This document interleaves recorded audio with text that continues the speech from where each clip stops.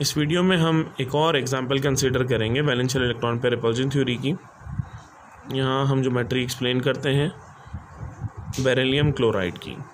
Beryllium chloride में central atom beryllium होता है, एटॉमिक नंबर इसका 4 होता है, कॉन्फ़िगरेशन 1s2 2s2 होती है।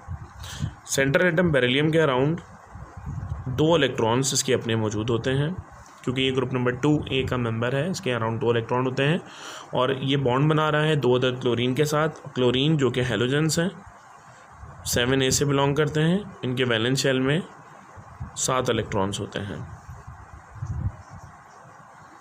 दोनों क्लोरीन बेरिलियम के साथ सिंगल कोवेलेंट बॉन्ड बनाते हैं। सेंट्रल एटम बेरिलियम है और सेंट्रल एटम बेरिलियम के अराउंड बॉन्ड पेयर्स हमें नज़र आ रहे हैं, 2 हैं। बेरिलियम के अराउंड कोई भी लोन पेयर मौजूद नहीं है, लिहाजा एक्टिव सेट्स की तादाद यहाँ पर 2 है।